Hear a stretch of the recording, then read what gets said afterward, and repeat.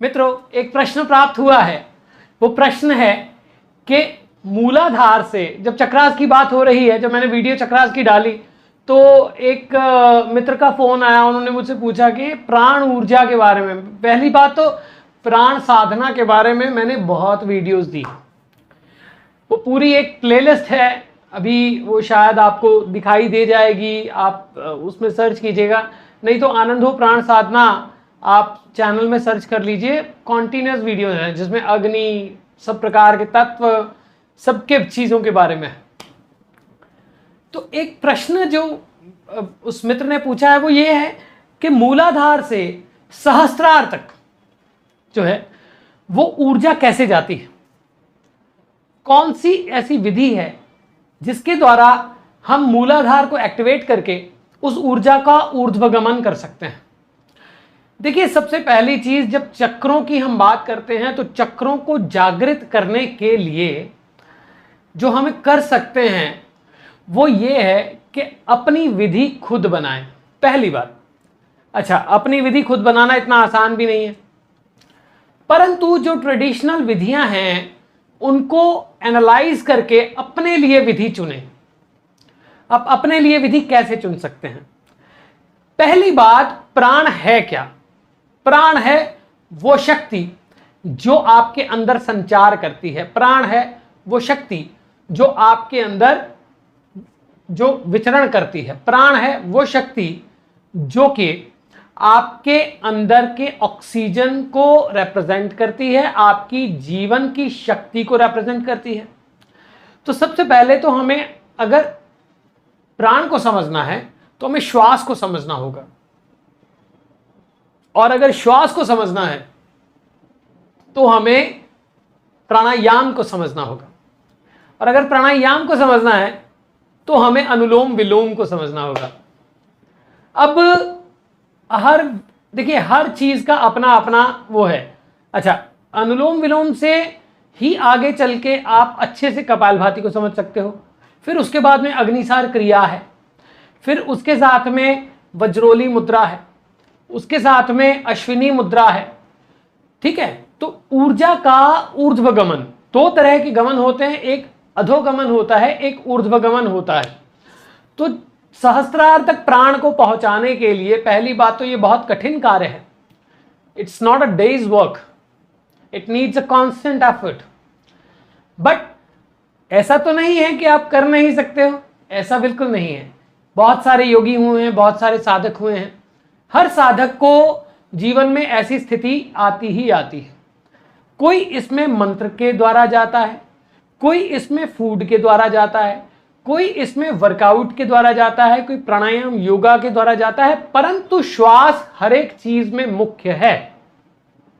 तो मूलाधार से अगर सहस्त्रार तक का ट्रैवल करना है तो आपको ऊर्जा के उन लेवल्स को समझना होगा जो कि आपके अंदर विराजमान है, जो कि आपके विचारों का निर्माण करते हैं, जो कि आपके एक्शंस का निर्माण करते हैं।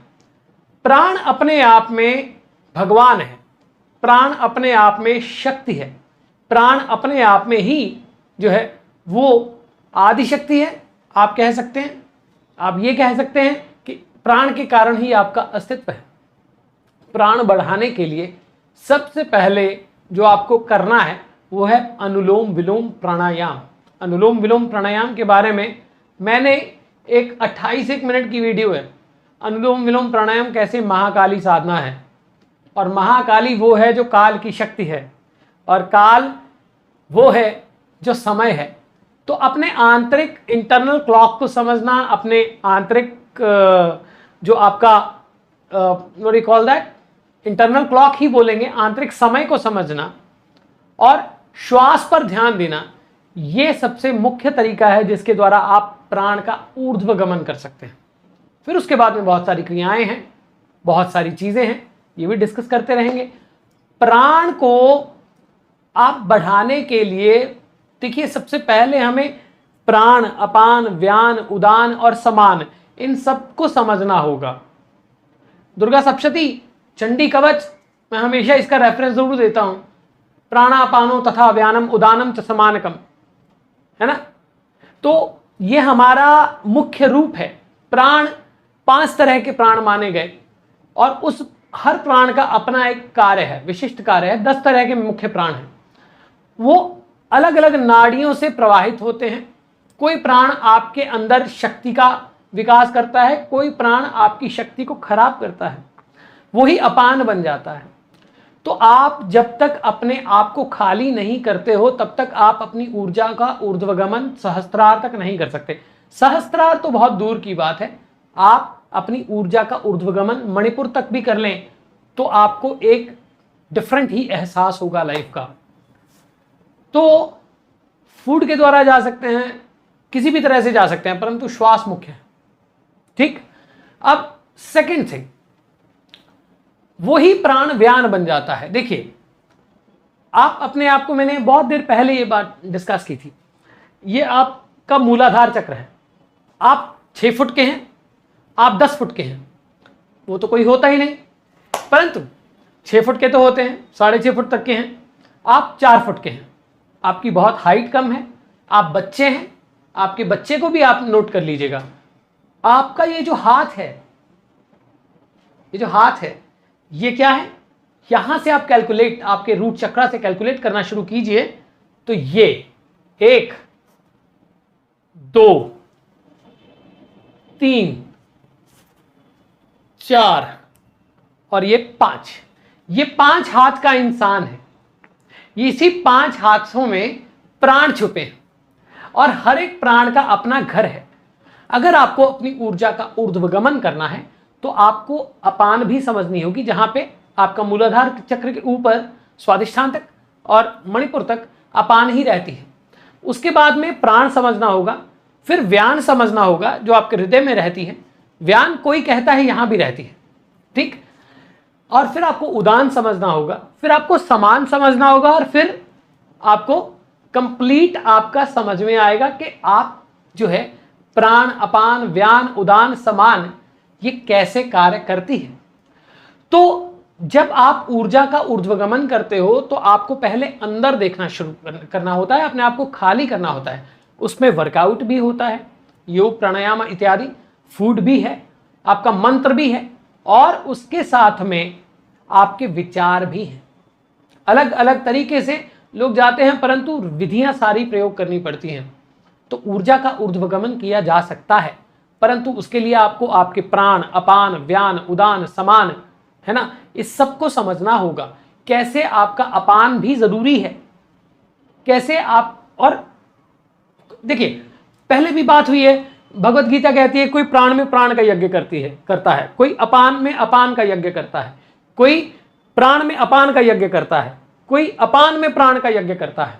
ठीक, तो ये अलग अलग विधियां हैं जो कि अलग अलग लोगों ने बनाई हैं, अलग अलग तरीके से बनी है। आप ऐसा समझ लीजिए, मैं भगवत गीता की बात करूं तो वो तो उसमें कर्मयोग है ना, और सब चीज़ें हैं। भगवत गीता तो अपने आप में बहुत ही विराट है, बहुत विशाल है, और it's a complete university in itself, right, whether it is manifestation और it is living your life.